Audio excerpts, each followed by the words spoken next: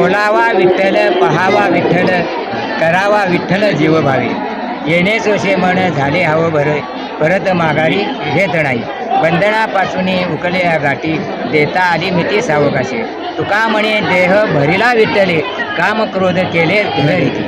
तुका म्हणे देह भरला विठ्ठले विठ्ठल ह्या नामानं आपला देव परिपूर्ण भरून उरला काय त्यासाठी तुकाराम महाराज सांगितले हे देवाचं नाव काय घेता नाम विठोबाची पर्वत जळते पापांची इतकं महत्व नामाला वाल्या कोळी ब्रह्महत्यारी काय महापापे झाला दुराचारी पापातून मुक्त झाला एवढा वाल्या कोळी इतकं पाप केलं होतं 7 रांजण भरलं ते रांजण भरून सुद्धा त्याला नारदाने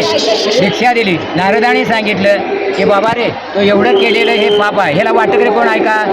नाही मग असं कर मला मार पण मी इथं थांबतो नारदाने सांगितलं की मी इथं थांबतो तो जा आणि घरात आईवडिलांनी सांगून ये म्हणजे त्याची बायको कोण आहे तू ह्या पापाचे पाप करतो तो हे 7 रांजण भरलंच नाही हे पापाचं वाटकर कोण ऐका बघून ये त्यावेळी वाल्यापोळी गेला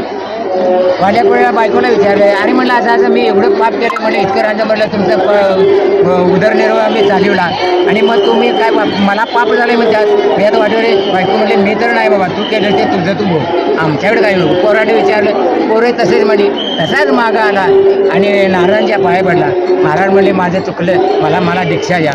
त्याच वेळी नारदाने सांगितलं की बाबा रे तू असं म्हण तुला जर प्रसन्न पांढरंग करून घ्यायचा जर असेल परमेश्वर प्रसन्न करून घ्यायचा असेल तर तू असं कर राम हा जप चालू कर तो वाल्याकोळी जातीनं जंगलात राहिलेला त्याला राम म्हणता आलं नाही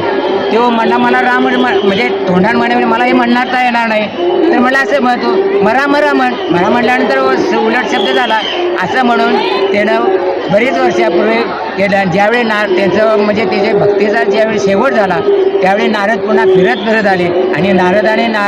त्यावेळी त्या वाल्याकोळीच्या डोक्यावर काय झालं वारूळ मोठं वाढलं होतं ते वारूळ त्याने बाजूला काढलं आणि बाजूला काढून त्या ठिकाणी त्याला बाहेर काढला बाबा म्हणले वाल्या तो आता मुक्त झाला आहे तुला काय मागायचं नाही माग तो म्हणला मला यातनं मुक्त करा त्यावेळी नारदाने त्याला उपदेश केला आणि त्याच वेळी वाल्मिकाचा वाल्मिकी ऋषी झाला त्यावेळी राम जन्माला यायच्या अगोदर वाल्मिकाने रामायण लिहिलेलं आहे आणि ते रामायणाप्रमाणे रामाला जन्म घ्यावा लागला इतकं रामायण घडलं